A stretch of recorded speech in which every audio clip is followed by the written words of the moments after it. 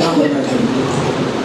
اب میں اگلے خطاب کے لیے ایک مشہور و معروف ادارہ جامعہ اسلامیہ توسع ممبرا کے وکیل الجامعہ فضیلۃ الشیخ فیصل عبدالحکیم مدنی حفظہ اللہ کو دعوت خطاب دیتا ہوں کہ آپ تشریف لائیں اور اپنے عنوان مسلم نوجوانوں کا دیدار اسباب و علاج کی وضاحت فرمائیں۔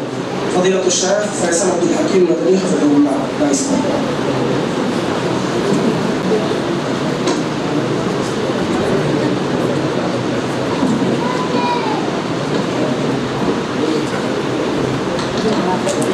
السلام علیکم ورحمۃ اللہ وبرکاتہ۔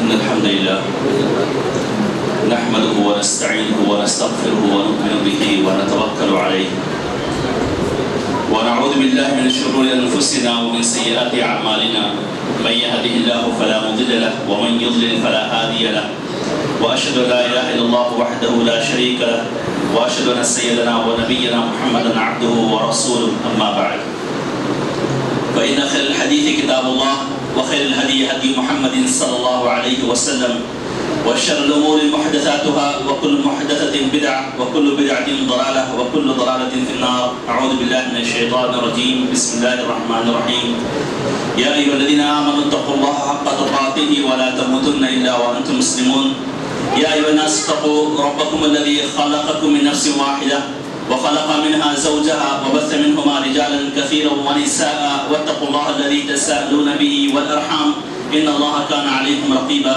يا أيها الذين آمنوا اتقوا الله وقولوا قولا سديدا يصلح لكم أعمالكم ويغفر لكم ذنوبكم ومن يطع الله ورسوله فقد فاز فوزا عظيما وقال الله عز وجل في موضع آخر في كتابه المجيد انہم فتیۃ آمنوا بربہم وزدناہم ہدی۔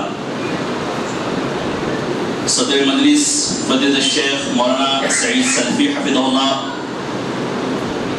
ناظم پروگرام جناب مولانا عبدالرشید اثری حفظہ اللہ، کرسی پر بیٹھے تشریف رکھے دیگر معزز علماء کرام، قابل قدر بزرگوں، نوجوان ساتھیوں، پردہ نشین مائیں اور بہنیں، سب سے پہلے اللہ رب العزت کے لیے تمام طرح کی تعریف اور حمد و ثنا، جو اپنی ذات میں، اپنے اقوال میں، اپنے صفات میں، اپنے ناموں میں، اپنے فیصلوں میں اکیلا ہے، بے مثال ہے، اس کا کوئی سازی، شریک اور ہمسر نہیں۔ بعدہ درود السلام ہو تمام انبیاء اور رسل پر، بالخصوص ہمارے آخری نبی احمد مصطفیٰ محمد مصطفیٰ صلی اللہ علیہ وسلم پر، جنہیں اللہ رب العزت نے اس امت کا ہادی، قائد اور رہنما بنا کر مبعوث فرمایا۔ معزز سامعین، حقیقت یہ ہے کہ یہ ہم سب کے لیے بڑی شرف اور سعادت کی بات ہے کہ آج ہم اللہ رب العزت کے اس مقدس گھر میں بیٹھ کر کے کچھ علم دین کی باتیں سننے اور سنانے کا عمل کر رہے ہیں۔ یقیناً یہ اللہ رب العزت کی طرف سے بہت بڑی توفیق ہوتی ہے، ورنہ ایک سماج کا ایک طبقہ ایسا بھی ہے جو اپنے اسی وقت کو کسی اور کاموں میں مصروف ہے، کیا ہوا ہے، یا کہیں اور ضائع کر رہا ہے، یا کہیں اور لگایا ہوا ہے، لیکن ہمارا یہ وقت اللہ رب العزت کی دین کی باتیں، اس کے سننے، سنانے، سمجھنے اور سمجھانے میں لگا ہے۔ یہ اللہ رب العزت کا بہت بڑا شکر ہے۔ ساتھ ہی ساتھ اللہ رب العزت سے ہمیں یہ دعا بھی کرنی چاہیے کہ اللہ رب العزت نے جس طریقے سے ہمیں اس دنیا میں اپنے اس مقدس گھر میں اکٹھا ہونے کی توفیق دی، اسی طریقے سے اللہ رب العزت ہمیں اپنی نعمتوں والی جنت میں بھی اکٹھا فرمائے، آمین۔ معزز سامعین، آج کا یہ پروگرام جو بچوں کی حوصلہ افزائی اور ان کی تشریح کے لیے منعقد کیا گیا، جس میں کچھ بچوں نے قرآن کا حفظ مکمل کیا، یا اسی طریقے سے کچھ بچے جو قرآن کی تعلیم حاصل کر رہے ہیں، اس کے لیے یہ مجلس منعقد کی گئی. یقیناً یہ بہت عظیم عمل ہے، بہت بڑا عمل ہے، اور اس کا حصہ بننا کسی بھی اعتبار سے، چاہے وہ سیکھنے کے اعتبار سے ہو، سکھانے کے اعتبار سے ہو، یا حوصلہ کن مجلس کا حصہ ہم بن رہے ہیں جس سے بچوں کی حوصلہ افزائی ہو رہی ہے، یقیناً یہ ہم سب کے لیے شرف اور سعادت کی بات ہے. اور آج جو مجھے موضوع دیا گیا ہے وہ اسی نونہالان اور بچوں کے تعلق سے، نوجوانوں کے تعلق سے ہے کہ آج مسلم نوجوانوں کے تعلق سے جو مسائل درپیش ہیں، جس طریقے سے آج کا مسلم نوجوان عقدی، منہجی اور اخلاقی بگاڑ کا شکار ہے، حقیقت یہ ہے کہ یہ اس وقت کا سب سے سلگتا ہوا موضوع ہے، سب سے حساس موضوع ہے کہ یہ نوجوان جو کل کے معمار ہیں، جنہیں امت کو آگے بڑھانے کا کام کرنا ہے، اس منہج و مشن کو آگے بڑھانے کا کام کرنا ہے. مسئلہ یہ ہے، ہمارے سامنے سوال یہ ہے کہ کیا یہ نوجوان نسل جسے ہم دیکھ رہے ہیں، جس کے شب و روز کو ہم دیکھ رہے ہیں، کیا ہم اس نوجوان نسل سے کچھ امید رکھ سکتے ہیں؟ کیا اس نوجوان نسل سے ہم مستقبل کے تعلق سے کچھ امید رکھ سکتے ہیں؟ کیا قوم و ملت کی فلاح و بہبودی اور اس کی کامیابی اور اس کی کامرانی کو لے کر کے اس نوجوان نسل سے امید رکھ سکتے ہیں؟ یہ ایک بہت اہم موضوع ہے اور بہت اہم کام ہے اور بہت اہم یہ مشن ہے کہ نوجوانوں کو کس طریقے سے کام میں لایا جائے، کس طریقے سے انہیں استعمال کیا جائے. کیا اس امت کے نوجوانوں میں جو بگاڑ ہے، کیا یہ بگاڑ ایسا ہے جس کی اصلاح کی جا سکتی ہے، یا پھر ان نوجوانوں کو دیکھتے ہوئے، ان نوجوانوں کے شب و روز کے دیکھتے ہوئے، ان کے حرکات و سکنات کو دیکھتے ہوئے ہمیں مایوس ہو جانا چاہیے؟ لیکن قبل اس کے کہ میں اصل موضوع میں داخل ہوں، میں آپ کو یہ بشارت دیتا چلوں کہ الحمدللہ اگر ہم پچھلے 10-15 سالوں کا جائزہ لیں تو یہ بڑی خوشگوار خبر ہے، یہ جو دیکھنے میں آ رہی ہے، یہ بشارت ہے کہ الحمدللہ بہت حد تک نوجوانوں میں اصلاح کا کام ہو رہا ہے اور نوجوانوں میں سدھار آ رہا ہے. ورنہ پہلے جو ایسا تھا کہ ہماری یہ مسجدیں، ہمارے یہ مصلے جو صرف بزرگوں سے آباد ہوا کرتے تھے، جو صرف بوڑھوں سے آباد ہوا کرتے تھے، الحمدللہ اب اس میں نوجوانوں کا طبقہ بھی مسجدوں کی طرف کھینچا چلا آ رہا ہے.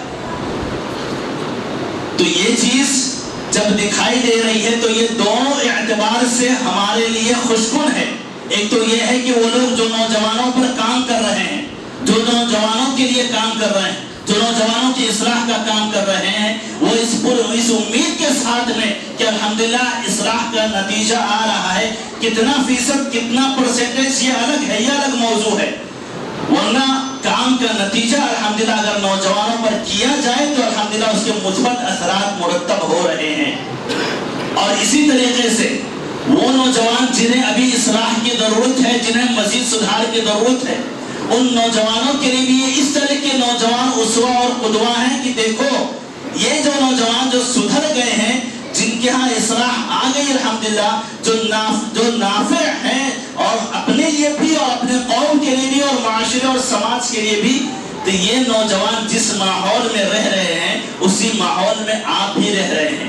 جب یہ سدھر سکتے ہیں تو آپ بھی سدھر سکتے ہیں. جن چیلنجز کا سامنا آپ کر رہے ہیں اس طرح کے چیلنجز کا سامنا یہ بھی کر رہے ہیں. جن فتنوں سے آپ دوچار ہیں اس فتنے سے یہ نوجوان بھی دوچار تھے، لیکن الحمدللہ اپنے آپ کو، اپنے دامن کو، اپنے فکر کو، اپنے منہج کو، اپنے طریقے کو اور اپنے دین کو بچاتے ہوئے الحمدللہ یہ سدھرے ہوئے ہیں اور کام کر رہے ہیں. الحمدللہ یہ آپ کے لیے اسوہ ہے، نمونہ ہے اور ماڈل ہے کہ آپ بھی اپنے اندر اصلاح لا سکتے ہیں. تو دونوں ناحیے سے یہ جو سدھرے ہوئے نوجوان ہیں الحمدللہ کرنے والے کے لیے بھی اور کیے ہوئے شخص کے لیے بھی یہ اسوہ اور نمونہ ہے. اب دوسری چیز کہ نوجوان، یہ دیکھیے، یہ کسی بھی قوم کے لیے، کسی بھی سماج اور معاشرے کے لیے سب سے اہم ہوتے ہیں، سب سے اہم رول ادا کرتے ہیں۔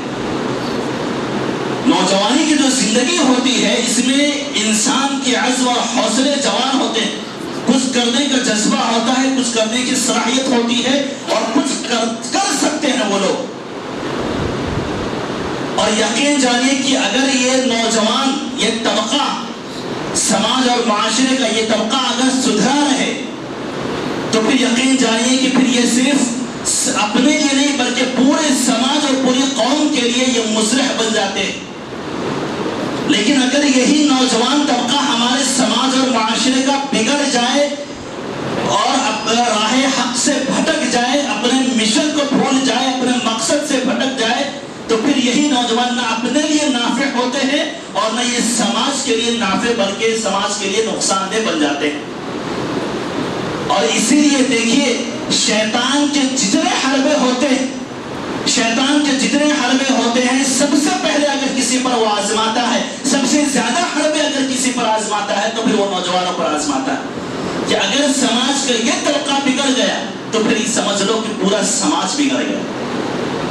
اس لیے شیطان کے حربے جو زیادہ تر ہوتے ہیں وہ اسی نوجوانی پر، اور جو نوجوانوں کے لیے ہوتے ہیں اور نوجوانی پر یہ کام کرتے ہیں۔ اور اسلام، ہمارا یہ مذہب الحمدللہ اسی تعلق سے بڑا فکر مند ہے اور بڑا حساس ہے۔ وہ نوجوانوں کے تحفظ کی بات کرتا ہے، نوجوانوں کے عقیدے اور ان کے ایمان کے تحفظ کی بات کرتا ہے، نوجوانوں کے منہج اور ان کے سلامتی کی بات کرتا ہے۔ اور اسی طریقے سے نہ یہ کہ صرف اپنے نوجوانوں کو، ہمارا یہ اسلام، ہمارا یہ مذہب اپنے نوجوانوں کو بچاتا ہے، بلکہ ان نوجوانوں کو مخاطب کر کے ان کی جوانی کے تعلق سے ان کو جواب دہ بھی بناتا ہے کہ تم اس زندگی میں، اس دنیا میں صرف انٹرٹینمنٹ کے لیے نہیں آئے، صرف ہنسی مذاق کے لیے نہیں آئے، صرف وقت گزاری کے لیے نہیں آئے ہو۔ تمہاری یہ نوجوانی کی جو عمر ہے، اس کے تعلق سے قیامت کے دن پوچھا جائے گا۔ تو نوجوانوں کو ہمارا یہ مذہب جہاں ایک طرف اپنے جوانی کے تحفظ کی بات کرتا ہے، تو وہی دوسری طرف ان نوجوانوں کو اپنی جوانی کے تعلق سے جواب دہ بناتا ہے کہ کل قیامت کے دن تم کو اس کے تعلق سے پوچھا جائے گا۔ اللہ کے رسول صلی اللہ علیہ وسلم کی یہ حدیث کہ قیامت کے دن لا تزول قدم عبد حتى يسأل عن 40، کہ قیامت کے دن کسی بھی بندے کے رب کے سامنے سے پاؤں ہلیں گے نہیں، ہٹیں گے نہیں، جب تک کہ اسے 4 چیزوں کے بارے میں سوال نہ کر لیا جائے۔ وہ 4 چیزیں کیا ہیں جس کے تعلق سے پوچھا جائے گا؟ سب سے پہلی چیز عن عمره فيما افنى، کہ اپنی عمر کو اس نے کہاں خرچ کیا، اپنی عمر کہاں خرچ کیا، کہاں لگایا اس نے، اپنی عمر کس چیز میں گزاری، اطاعت میں گزاری، بندگی میں گزاری، معصیت میں گزاری، نافرمانی میں گزاری، یا یوں ہی ضائع کر دی۔ یہ پہلا سوال اس کی عمر کے بارے میں۔ دوسرا سوال عن الشباب ہی فیما ابلا، اس کی جوانی کے تعلق سے پوچھا جائے گا کہ اپنی جو جوانی جو تمہیں ملی تھی، اس جوانی کو تم نے کہاں ضائع کیا، کہاں لگایا، کس چیز میں صرف کیا۔ اور تیسری چیز مال کے تعلق سے کہاں کمایا، کہاں خرچ کیا، اور چوتھی چیز علم کے تعلق سے کہ کتنا علم حاصل کیا اور کتنا اس پر عمل کیا۔ لیکن یہاں پر محل شاہد جو میں کہنا چاہ رہا ہوں وہ یہ ہے کہ پہلا جو سوال کیا جائے گا کہ تم اپنی عمر کو تم نے کہاں لگایا، اور دوسرا سوال جوانی کے بارے میں۔ تو کیا یہ جوانی پورے عمر کا حصہ نہیں ہے؟ کیا یہ جوانی اس عمر کا حصہ نہیں، اس زندگی کا حصہ نہیں؟ تو جب ایک بار عمر کے بارے میں سوال کر لیا جائے گا تو کافی ہونا چاہیے تھا، پھر دوبارہ الگ سے جوانی کے بارے میں کیوں سوال کیا جا رہا ہے؟ یہ اس اہمیت کو اجاگر کرتا ہے کہ اسلام کی نظر میں جوانی کی اپنی اہمیت ہے، اپنا مقام، کچھ مسئولیتیں ہیں، کچھ ذمہ داریاں ہیں جو اس جوانی کے دور میں آپ کو نبھانا۔ یہ اس وقت جب آپ کا جسم توانا رہتا ہے، جب آپ مضبوط رہتے ہیں، کچھ ذمہ داریاں ہیں آپ کی۔ اس سے پہلے کا جو مرحلہ ہوتا ہے وہ بھی کمزوری والا مرحلہ ہوتا ہے، بچپنا، اور اس کے بعد والا جو مرحلہ ہوتا ہے بڑھاپے کا، وہ بھی کمزوری والا مسئلہ۔ اب ان دو کمزوریوں والے مرحلے کے درمیان ایک مضبوط مرحلہ انسان کی زندگی میں آتا ہے، وہ اس کی جوانی کا ہوتا ہے۔ تو میں نے کہا نا کہ اسلام نے صرف جوانی کے تحفظ کی نہیں بلکہ جوانی کے تعلق سے جواب دہ بنایا ہے مسلمانوں کو کہ صرف عمر کے بارے میں سوال نہیں بلکہ الگ سے جوانی کے بارے میں ایک سوال اسپیشل سوال ہوگا کہ جوانی کو تم نے کہاں خرچ کیا اور کہاں لگایا. اور شروع میں نے ایک آیت پڑھی کہ انہم فتیۃ آمنوا بربہم وزدناہم ہدی. اصحاب کہف کا واقعہ کہ چند نوجوان جنہوں نے غار میں پناہ لیا تھا. قرآن کی آیت ہے انہم فتیۃ آمنوا بربہم. وہ لوگ چند نوجوان تھے جو اپنے رب پر ایمان لائے اور پھر اس کے بعد ڈٹے رہے جمے رہے. ہم نے ان کے ایمان میں اضافہ کیا. سوال یہ ہے کہ رب العالمین یہ بھی تو کہہ سکتا تھا کہ وہ چند لوگ تھے جو ایمان لائے پھر غار میں جا کر کے پناہ لے لی اپنے ایمان اور عقیدے کے تحفظ کی خاطر. یہ بھی تو کہہ سکتا تھا اللہ تعالیٰ کہ وہ چند لوگ تھے. پھر صرف لفظ نوجوانی کو جوانی کو ہی کیوں کوڈ کیا کہ انہم فتیۃ آمنوا بربہم کہ وہ نوجوان تھے؟ کیونکہ بتلانا یہ مقصد ہے جس کا بیک گراؤنڈ ہے کہ جب یہ لوگ حق کا اعلان کیا, جب انہوں نے حق کو قبول کرنے کا اعتراف کیا, اعلان کیا اور ان کو ستایا جانے لگا, پریشان کیا جانے لگا, تو جب یہ لوگ اپنے قوم کو سمجھائے قوم والے نہیں مانے تو اپنے عقیدے, اپنے ایمان, اپنے عزت و عصمت کے تحفظ کے خاطر وطن چھوڑ دیا, ملک چھوڑ دیا, محلے چھوڑ دیا, لوگ چھوڑ دیا, عزیز چھوڑ دیے, سب چھوڑ دیے, لیکن اپنے عقیدے اور ایمان سے انہوں نے مفاہمت نہیں کی. آپ کو معلوم ہے جذبہ, یہ طاقت, یہ حوصلہ کیوں؟ اس لیے کہ نوجوان تھے, حالات سے لڑنا جانتے تھے, حالات کا مقابلہ کرنا جانتے تھے. ایمان اور عقیدے کے تحفظ کی خاطر یہ نمونہ ہے یہ نوجوان. کہ آج ہمارا نوجوان جو عقیدے سے کمپرومائز کر لیتا ہے, ایمان سے کمپرومائز کر لیتا ہے, بہت ساری چھوٹی چھوٹی چیزوں سے اپنے عقیدے اور ایمان کے معاملے میں پڑتی وہ چیزیں آتی ہیں اس سے کمپرومائز کر لیتا ہے. یہ نمونہ تھے نوجوان کہ جنہوں نے عقیدے اور ایمان کے خاطر کسی چیز سے کمپرومائز نہیں کیا, ہر سب کچھ چھوڑنا پڑا, سب چھوڑ دیا, لیکن حق کا اعلان کرنے کے بعد اعلان کیا, جمے رہے, ڈٹے رہے, اور پھر اس کے بعد جب لوگ نہیں مانے تو وہ محلہ چھوڑ کے چلے گئے, لیکن عقیدے اور ایمان کے معاملے میں کمپرومائز نہیں. تو یہ ہے جوانی کی اہمیت. موسیٰ علیہ السلام فما آمن لموسیٰ الا ذریۃ من قومہ, فما آمن لموسیٰ الا ذریۃ من قومہ, کہ موسیٰ کے ساتھ میں جو لوگ ایمان لائے تھے, حق پر ڈٹے رہے, جمے رہے, وہ کون تھے؟ ذریۃ من قومہ, وہ ان کی قوم کے چند نوجوان تھے. وہ چند نوجوان تھے جو موسیٰ کا ساتھ دیے, ورنہ بڑھاپا جو کمزور ہوتا ہے آدمی, بچپنا تو سمجھ نہیں ہوتی, شعور نہیں ہوتا, لیکن وہ نوجوان تھے جو موسیٰ کے ساتھ میں ڈٹے رہے اور ان کے مشن میں ان کو ساتھ دیا. معلوم یہ ہوا کہ اگر نوجوانوں کو لے کر کے کوئی دینی تحریک چلائی جائے, کوئی مشن چلایا جائے, تو اس میں نوجوان سب سے اہم رول ادا کرتے ہیں, سب سے اہم رول پلے کرتے ہیں. اسی لیے کسی مشن کی کامیابی, کسی تحریک کی کامیابی یہ نوجوانوں کی اخلاص اور ان کی محنت پر موقوف ہے کہ نوجوان کو آپ کس طرح استعمال کرتے ہیں اور نوجوان کس طرح استعمال میں آتے ہیں. ورنہ بوڑھوں کو لے کر کے کوئی مشن آپ نہیں چلا سکتے, وہ تو بیچارے ضعیف ہوتے ہیں. بچوں کو لے کر کے آپ کوئی مشن نہیں تیار کر سکتے, کوئی تحریک نہیں چلا سکتے, وہ تو بیچارے لاشعور ہوتے, ناسمجھ ہوتے. ابراہیم علیہ السلام, اللہ رب العزت نے ایک واقعہ نقل کیا, وہ مشہور واقعہ ہے, اختصار کے ساتھ بیان کروں, وقت مختصر ہے. جب ان کے قوم کے لوگ, ان کے محلے کے لوگ جب کہیں چلے گئے, ابراہیم علیہ السلام واحد آدمی, انہوں نے کیا کیا, جو ان کے صنم تھے, جو ان کے بت تھے, بت قدوں میں جو موجود تھے ان کے بت, ان سب کو توڑ دیا, اور توڑنے کے بعد کلہاڑی لے کر کے ایک بڑے بت کے اوپر ٹانگ دیا. اب جب پوری قوم واپس آئی اور دیکھا کہ ہمارے بت تو چپ پڑے ہوئے ہیں, ہمارے بت تو سب الٹا پڑے ہوئے ہیں, وہ تھاٹ دیکھیے عقیدہ توحید کیسے سمجھانا چاہ رہے ہیں. کیونکہ نوجوانوں میں صرف جسم مضبوط نہیں ہوتا, ان کی سوچ بھی مضبوط ہوتی. جس طرح کے تھاٹ ان کے دماغ میں آتے. ابراہیم علیہ السلام نے وہ کلہاڑی, ایک بت کو چھوڑ دیا, سب کو گرا دیا, ایک کو چھوڑ دیا, اور کلہاڑی لے کر کے اس کے اوپر ٹانگ دیا.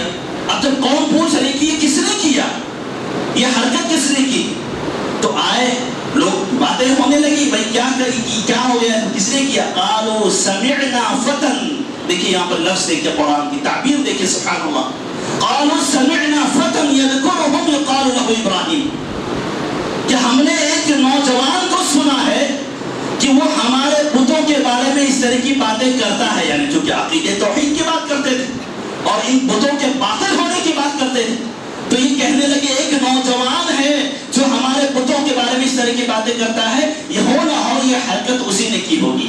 اور جب بلایا گیا تو بڑے ہی پیار سے، بہت اچھے انداز میں کہا کہ اگر پوچھنا ہے بھائی تم لوگ، تمہارا خدا تو سب کچھ جانتا ہوگا، یہ بڑا بت باقی ہے نا، اسے پوچھ لو کہ باقی حرکت یہ سب کس نے کی، کس نے سارے بتوں کو مارا، کس نے گرا دیا، اس بت سے پوچھ لو۔ اب لوگ حیران پریشان کہ بت تو بولتا ہی نہیں ہے، یہ تو گنگا ہے، یہ تو بولتا نہیں، اس سے کیا پوچھا جائے؟ تو بہرحال کس طریقے سے توحید کی دعوت کو کیسے پہنچایا ان کے دلوں تک، یہ اور بات ہے کہ ختم اللہ علی قلوبہم، کہ اللہ رب العزت نے دلوں پر مہر لگا دیا ہو تو پھر حق وہاں تک نہیں پہنچتا، وہ الگ بات۔ لیکن دعوت کو جو طریقہ تھا، اپنے مشن کو آگے بڑھانے کا جو طریقہ تھا، جو سوچ کو جو پہنچانے تک، دلوں تک پہنچانے کا جو طریقہ تھا، دماغ تک جو پہنچانا تھا مخالف کے سامنے، اپنے مقابل کے لیے، تو وہ کیسی سوچ تھی اور کیسی تحریک تھی، وہ کیسا خیال تھا ان کا۔ بہرحال باتیں طویل ہو جائے گی۔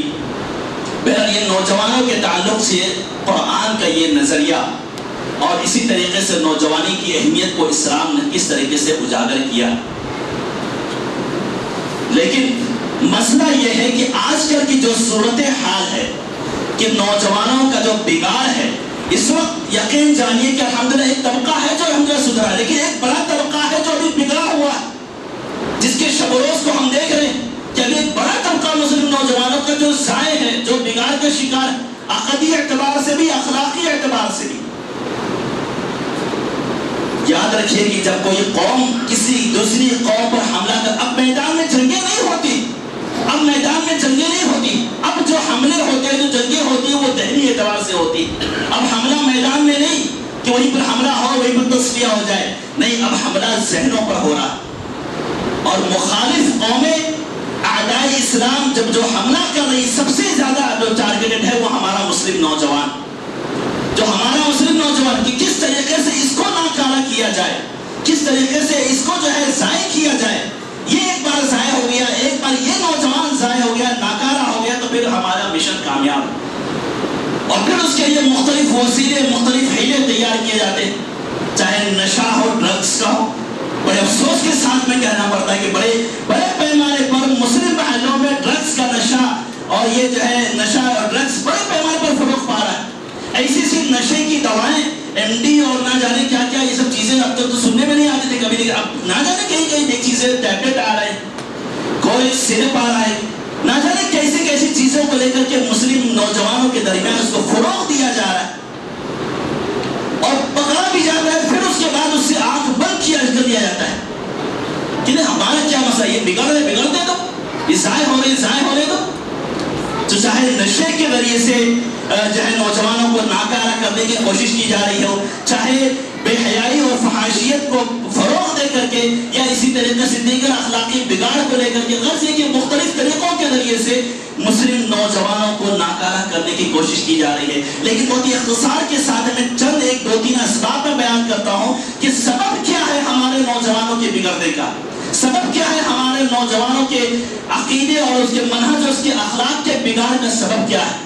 سب سے پہلی چیز اور سب سے اہم بگاڑ جو ہمارے نوجوانوں میں ہے وہ عقیدے کے مسئلے کو لے کر کے ہے، توحید کے مسئلے کو لے کر کے۔ کہ عقیدے کا بگاڑ ہمارے نوجوانوں میں سب سے اہم بگاڑ ہے، سب سے بڑا بگاڑ ہے۔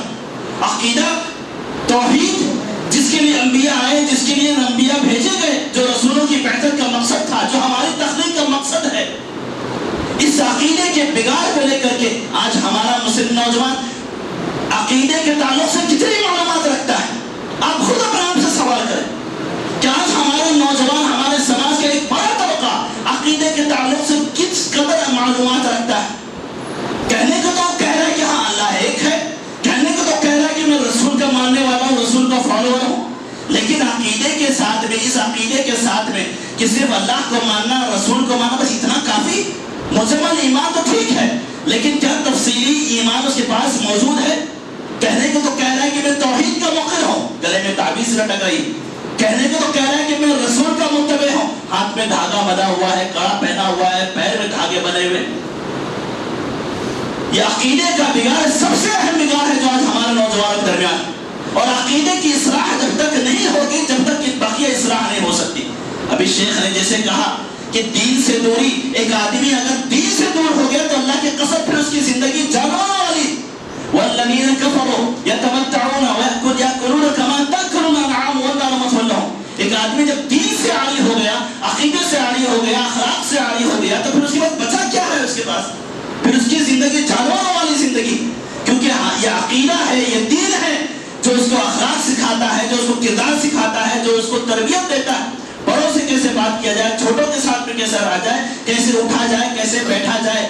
یہ ایک ہمارا نوجوان، آپ بتائیے کیا اس کے شب و روز میں آج کہیں اسلام کی جھلک دکھائی دیتی ہے؟ صبح سے لے کر کے شام تک کس لیے اس کا وجود ہے؟ وہ دنیا میں کیوں آیا؟ مقصد کیا ہے اس کی تخلیق کا؟ پتہ ہی نہیں ہے.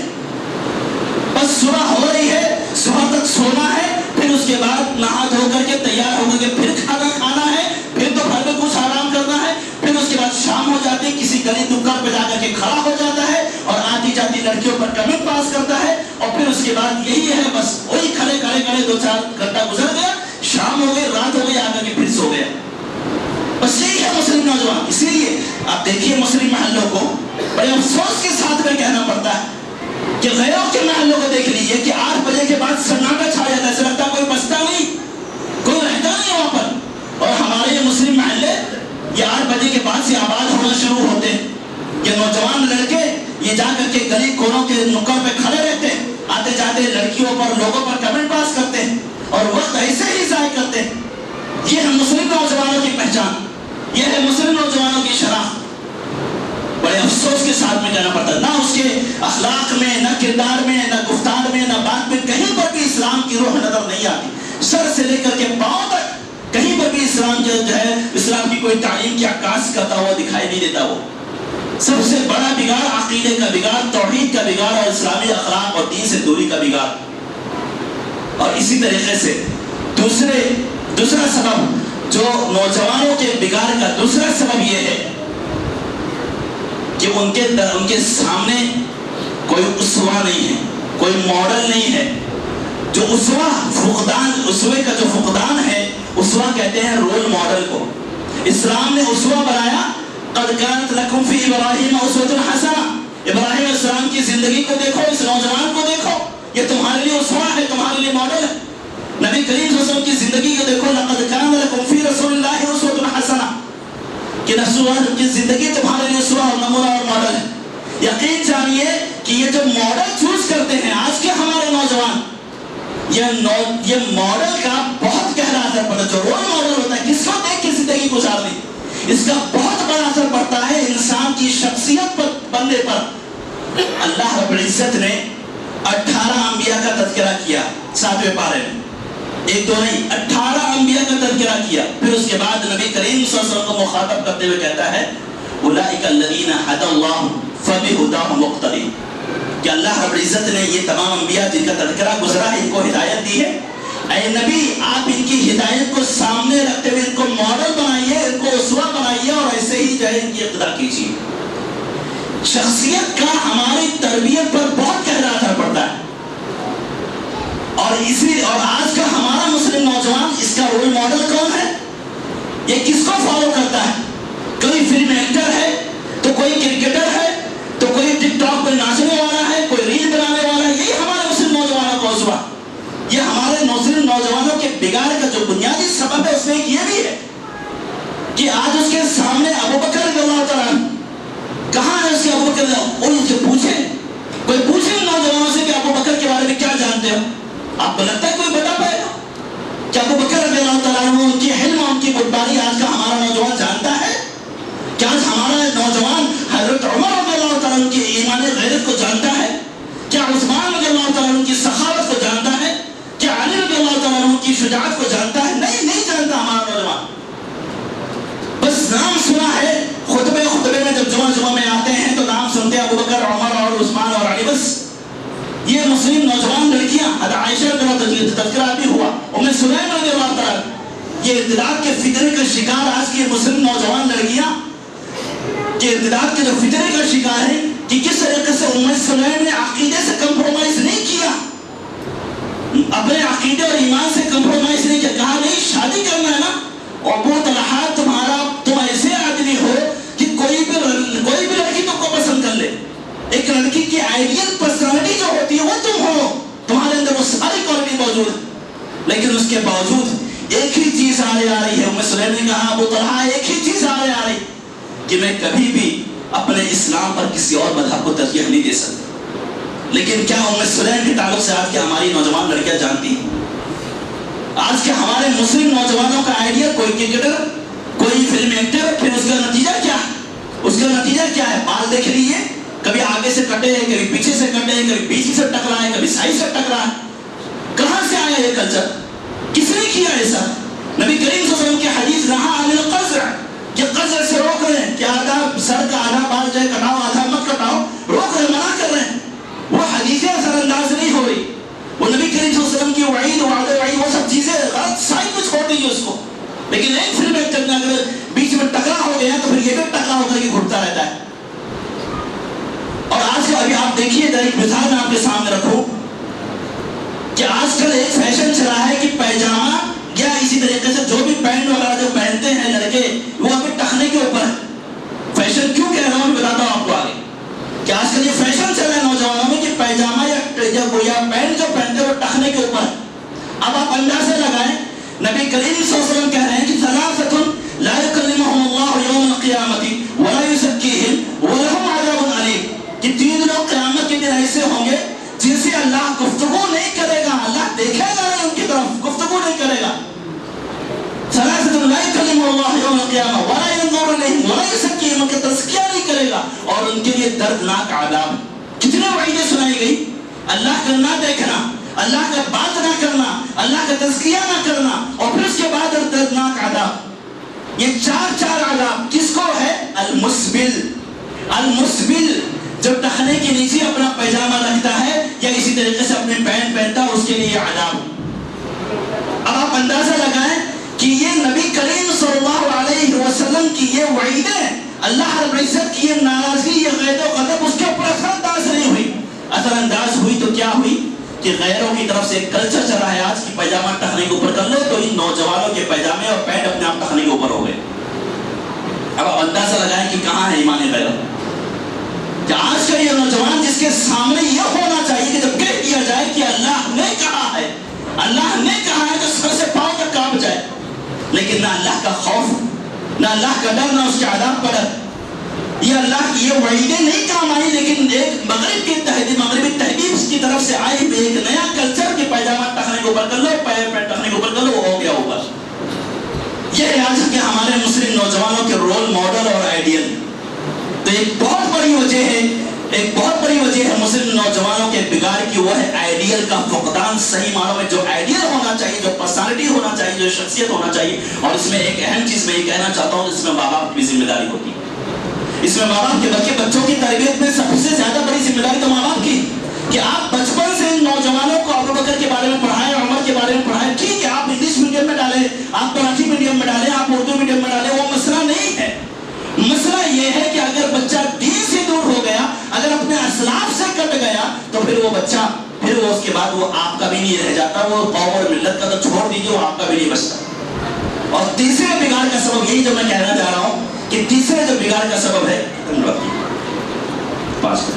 تیسرا جو بگاڑ کا سبب ہے وہ یہی ہے کہ آج کا جو نوجوان اگر بگاڑ کا شکار ہے، بگڑا ہوا ہے، تو وہ سڈنلی نہیں بگڑا ہے۔ مسئلہ یہ ہے کہ کوتاہی اس میں ہماری اور والدین کی ہے کہ بچے کی تربیت جب سے کرنی چاہیے تھی وہاں سے نہیں کیا ہے، تو پھر اس کے بعد آگے چل کر کے وہ نوجوان بگڑ گیا۔ وہ اگر بچے کی تربیت کرنی ہے تو کیا آپ بڑے ہونے کی بات کریں گے؟ وہ 25 سال کا ہو گیا، وہ 30 سال کا ہو گیا، کسی کی نہیں سننے والا۔ اگر آپ چاہتے ہیں کہ آپ کے گھر میں پڑھ رہا یہ بچہ، یہ نوجوان اگر آپ کے لیے کرامت بنے، تو آپ کے لیے چاہیے کہ آپ بچے کی تربیت بچپن سے کریں۔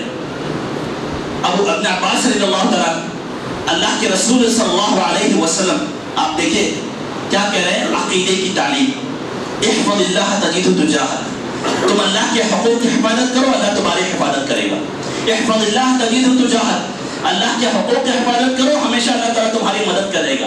اذا سألت فاسأل، طویل حدیث ہے، عقیدے کے تعلق سے طویل حدیث. کہنے کا مقصد یہ ہے کہ اللہ کے رسول صلی اللہ علیہ وسلم عبداللہ بن عباس کی یہ تربیت کر رہے ہیں کس عمر میں، کس مرحلے میں؟ جب عبداللہ بن عباس کی عمر 9 سال یا 10 سال کی تھی. کتنی عمر تھی؟ 9 سال یا 10 سال. اور ہمارا کیا ہے مسئلہ کہ ہمارا بچہ تو ابھی چھوٹا ہے، ابھی کھیلنے کھانے کی عمر ہے اس کی، ابھی کھیلنے کھانے کی عمر ہے، ابھی کہاں سے اس کے اوپر عقیدے کا لوٹ ڈال دیا جائے، توحید کا لوٹ ڈال دیا جائے، کہاں سے؟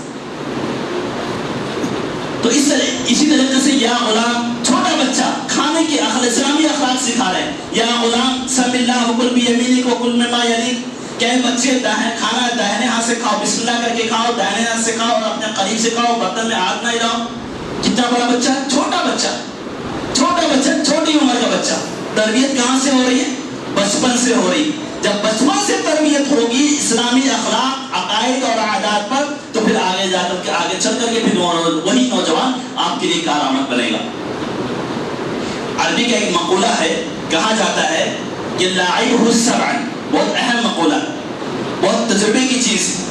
لاعبہ السبع ادبہ السبع صاحبہ السبع ثم اترک الحبل علی الغارب، کہ بچہ پہلے سال سے لے کر کے، پیدائش سے لے کر کے 7 سال تک بچے کے ساتھ میں کھیل کود والا معاملہ رکھو، یعنی نرمی والا معاملہ رکھو، محبت سے پیش آؤ، اخلاق سے پیش آؤ، اور اس کے ساتھ میں کھیلو، اس کے ساتھ میں ہنسی مذاق کرو اور اس کو اچھے سے کھلاؤ. لاعبہ السبع، کہاں سے؟ بچے کے پیدائش سے لے کر کے 7 سال تک، 7 سال تک بچے کے ساتھ میں نرمی والا کھیل والا معاملہ رکھو. ثم ادبہ السبع، پھر اگلا جو 7 سال آ رہا ہے وہاں پر اس کو ادب سکھاؤ، وہاں پر اسلامی اخلاق سکھاؤ، اسلامی آداب سکھاؤ. کہاں پہ؟ 7 سال سے، یعنی 8 سال ہو گیا، اب 8 سال سے لے کر کے 14 سال تک. اللہ کے رسول کی حدیث میں یہ کہتی ہے نا کہ جب بچہ 7 سال کا ہو جائے تو وہیں سے نماز کی تلقین کرو. ماں باپ شکایت کر رہے ہیں، جوان ہو گیا، گھوڑا ہو گیا، دیکھو نماز نہیں پڑھنے جاتا، گھوڑے کی طرح پڑا رہتا ہے گھر کے اندر.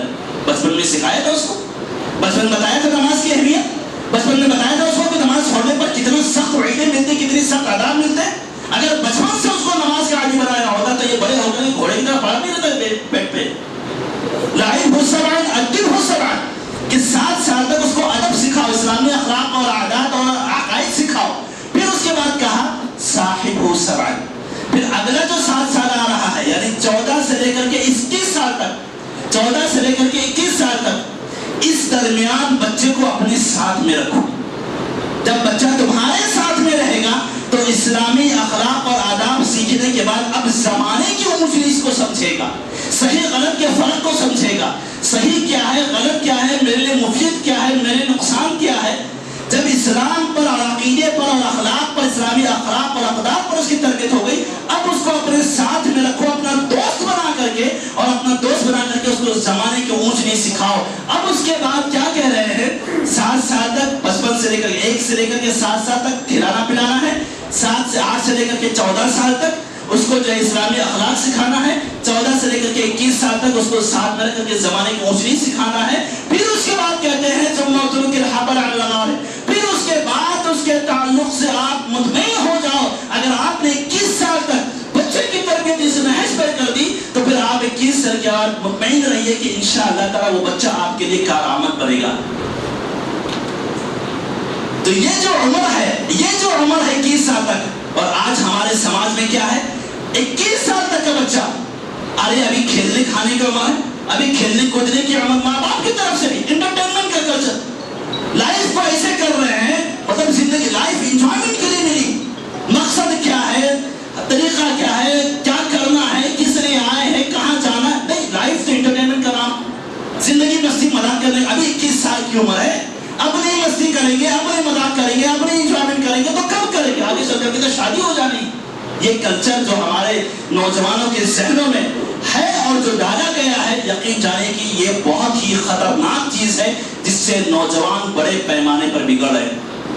اور ایک آخری چیز بول کر کے اپنی گفتگو ختم کروں کہ نوجوانوں کے بگاڑ کا ایک اہم سبب یہ ہے کہ ہم بچے کی تربیت میں جو ساری چیزیں مطلوب ہوتی ہے وہ تو ہم دیتے ہیں، اچھا کھلا لاتے ہیں اسے گھر میں رکھنے کی کوشش کرتے ہیں، لیکن ہمارا بچہ باہر کس کے ساتھ میں جاتا ہے، باہر کس کے ساتھ میں اٹھتا بیٹھتا ہے، کون اس کے دوست ہے، اس کے تعلق سے ہمیں جانکاری نہیں ہوتی۔ یقین جانیے کہ یہ بھی تربیت کا حصہ ہے۔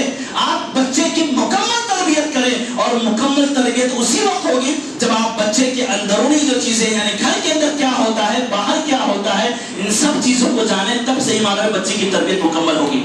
ورنہ اللہ کی قسم بہت دفعہ ایسے واقعات آتے ہیں ہم لوگ کے سامنے، ماں باپ دیندار ہیں، ماں باپ نمازی ہیں، اچھے اخلاق، اچھے عقیدے، اچھے منہج والے ہیں بچے ماں باپ، لیکن اس کے باوجود نتیجہ کیا نکلتا ہے کہ بچے کا گھر میں ماحول تو بہت اچھا ہے، لیکن بچہ اچانک ایک دن سننے میں آتا ہے کہ وہ ڈرگس کا عادی ہے۔ بچی گھر میں اچھی ہے، لیکن اچانک سننے میں آتا ہے کسی غیر مسلم کے ساتھ میں بھاگ گئی ہو بچی۔ تو مسئلہ کیا ہے؟ مسئلہ یہ ہے کہ ہم نے گھر میں جو کچھ کرنا تھا تو ہم نے کیا، لیکن باہر کس کے ساتھ میں اٹھتا بیٹھتا ہے، ہماری بچی کس کے ساتھ میں اٹھتے بیٹھتی ہے، کس کے ساتھ میں آ جاتی ہے، اس کی سہیلیاں کون ہے، اس کے تعلق سے ہمیں شعور نہیں ہوتا۔ اور ایک مثال آپ کو بیان کروں کہ دوست کا اثر انسان کی زندگی پر اتنا پڑتا ہے کہ وہ صرف آپ کے اخلاق کو نہیں، آپ کے کردار کو نہیں، بلکہ آپ کے عقیدے اور ایمان کو بھی بگاڑنے کا کام کر سکتا ہے، اور جس سے آپ عقیدے اور ایمان سے بھی آپ ہاتھ دھو بیٹھ سکتے ہیں۔ عقبہ ابن ابی معیط ایک آدمی کافر تھا، کفار مکہ میں سے تھا، اختصار کے ساتھ بیان کر رہا ہوں میں۔ عقبہ ابن ابی معیط جو ہے، یہ آدمی قریش کے، ایک دفعہ اس نے قریش کے چند بڑے لوگوں کی دعوت لی، تو اس میں اللہ کے رسول صلی اللہ علیہ وسلم کو بھی اس نے مدعو کیا۔ اللہ کے رسول صلی اللہ علیہ وسلم نے کہا کہ میں تمہارے کھانا کھانے نہیں آؤں گا جب تک کہ تم اسلام نہ قبول کر لو۔ عقبہ بن ابی معیط نے کہا کہ آپ میرا کھانا نہیں کھائیں گے؟ اچھا، عربوں کیا یہ بڑی اہم چیز ہوتی تھی کہ مہمان نوازی، مطلب مہمان نوازی کا جو شعور ہے، جو احساس ہے، اور اسی طریقے سے کوئی مہمان نہ آئے، بہت بڑا مسئلہ سمجھا جاتا تھا۔ تو عقبہ بن معیط نے جب دعوت لی تو اللہ کے رسول نے کہا کہ عقبہ میں تمہارے گھر کا کھانا نہیں کھاؤں گا جب تک تم اسلام نہ قبول کر لو۔ عقبہ نے کہا اتنی بات ہے، ٹھیک ہے میں اسلام قبول کر لیتا ہوں، کلمہ پڑھا، مسلمان ہو گیا۔ اللہ کے رسول صلی اللہ علیہ وسلم اس کے گھر میں گئے، کھانا کھائے، اور پھر اس کے بعد واپس ہوئے۔ اس کا ایک دوست تھا ابی بن خلف، یہ بات روایت میں امیہ بن خلف کا نام آتا ہے کہ امیہ بن خلف اس نام کا اس کا ایک دوست تھا۔ یہ دوست جب پہنچتا ہے اور اس کو معلوم پڑتا، قریش کے لوگ کہتے ہیں معلوم ہے تم کو، تمہارے بچپن کا جو دوست ہے نا تمہارا یار لنگوٹیا یار جو تمہارا ہے وہ مسلمان ہو گیا۔ یہ بڑا تعجب کرتا ہے، میرا دوست مسلمان ہو گیا، وہ مجھے پتہ نہیں، یہ کیا بچپنا ہے اس کا؟ کہاں تمہارے دوست نے بچپنا کیا، تمہارا لنگوٹیا یار جو تھا اس نے بڑا بچپنا کیا، اسلام قبول کر لیا اس نے۔ تو پھر اس کے بعد دوسرے دن عقبہ بن ابی معیط جب اپنے دوست کے گھر پہ جاتا ہے، امیہ بن خلف کے گھر پہ جب جاتا ہے تو امیہ بن خلف سے جب سلام کرتا ہے، جو بھی ان کا سلام کا طریقہ تھا، سلام کرتا ہے تو وہ دوست جواب نہیں دیتا۔ تو عقبہ کہتا ہے امیہ سے کہ تم نے میرے سلام کا جواب کیوں نہیں دیا؟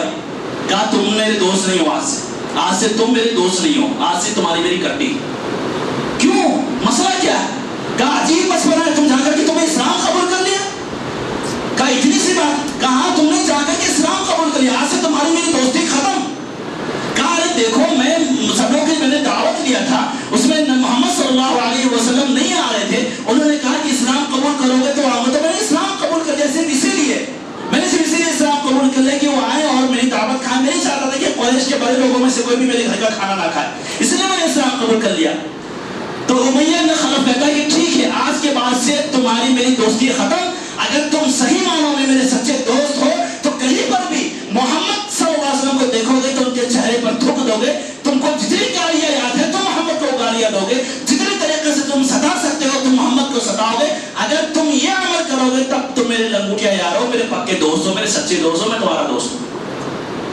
یہ بیچارہ کہاں تو اسلام کی توفیق سے اور اسلام کی دولت سے مالا مال ہو گیا، اپنی دوستی نبھانے کے چکر میں نے کہا نا کہ دوست آپ کے اخلاق نہیں، آپ کی پورے عقیدے اور ایمان کو بگاڑنے کا کام کرتا ہے۔ یہ اپنے دوستی نبھانے کے چکر میں، یہ اپنی دوستی نبھانے کے چکر میں محمد صلی اللہ علیہ وسلم کو ایک جگہ پایا تو ان کے چہرے پر تھکنے کی کوشش کیا، ان کے چہرے پر تھکنے کی کوشش کیا، اور اللہ کرنا ایسا ہوا کہ جب وہ محمد صلی اللہ علیہ وسلم کے چہرے پر تھکنے کی کوشش کیا تو اللہ نے وہ تھک اسی کے چہرے پر لوٹا دیا، جس سے اس کا چہرہ جل گیا، اس کے ہونٹ کا کچھ حصہ جل گیا اور مرتد ہو گیا۔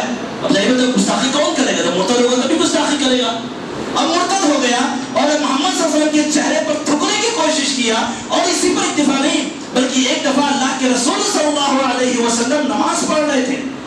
نماز پڑھ رہے. ابو جہل نے کہا کہ فلاں جگہ پر اونٹ کی اوچھڑی رکھی ہوئی ہے, کون لا کر کے محمد پہ ڈالے گا؟ یہ شیطان بھاگا بھاگا گیا, یہ بھاگا بھاگا گیا اور جا کر کے اونٹ کی اوچھڑی لا کر کے محمد صلی اللہ علیہ وسلم کی پشت پر, جب نماز پڑھ رہے تھے ہمارے نبی, جب نماز پڑھ رہے تھے سجدے میں گئے تو اس نے وہ اوچھڑی اٹھا کر کے ان کے پشت پر رکھ دیا, ان کے بیک پہ, ان کی پیٹھ پہ رکھ دیا, ان کے جس کے بوجھ سے نبی کریم صلی اللہ علیہ وسلم چہرے میں اٹھا پا رہے تھے. پھر حضرت فاطمہ کو خبر ہوئی, حضرت فاطمہ رضی اللہ عنہا بھاگی بھاگی آئی اور آ کر کے انہوں نے اونٹ کی اوچھڑی کو صاف کیا اور اللہ کے رسول صلی اللہ علیہ وسلم کو اپنے گھر لے گئی. غرض یہ کہ اس نے تھکنے کی بھی کوشش کی, اس نے ستانے کی بھی کوشش کی, اور جس طریقے سے اس کے دوست نے کہا تھا اپنی دوستی نبھانے کے چکر میں اس نے یہ کام کیا, لیکن اللہ کے رسول صلی اللہ علیہ وسلم نے کہا کہ عقبہ تم نے حد سے تجاوز کر دیا, تم مرتد ہو گئے, تم نے اسلام چھوڑ دیا اور مرتد کی سزا صرف موت ہے, تم اگر ملو گے تو تمہیں قتل کر دیا جائے گا. اور پھر وہ دن آیا کہ غزوہ بدر میں جب کفار شکست کھا کر بھاگے تو یہ بھی قیدی بنا کر لایا گیا اور نبی کریم صلی اللہ علیہ وسلم کے حکم سے اسے قتل کر دیا گیا. اللہ رب العزت نے یہ نقشہ کھینچتے ہوئے کہا ہے وَيَوْمَ يَعُضُ الظَّالِمُ عَلَى يَدَيْهِ يَقُولُ الْكَافِرُ يَا لَيْتَنِي اتَّخَذْتُ مَعَ الرَّسُولِ سَبِيلًا. کس دن یہ کافر, اور صرف اس کے لیے نہیں, یہ سب کے لیے, لیکن پس منظر میں یہ تھا کہ کافر جس دن اپنے ہاتھ کی انگلیوں کو اپنے دانت کے تلے چبا کر کے کہے گا یا لیتنی اتخذت مع الرسول سبیلا, کاش کہ میں نے رسول کو اپنا ساتھی بنایا ہوتا, رسول کو اپنا دوست بنایا ہوتا. یا لیتنی لم اتخذ فلانا خلیلا, کاش کہ میں نے فلاں کو اپنا دوست نہیں بنایا ہوتا.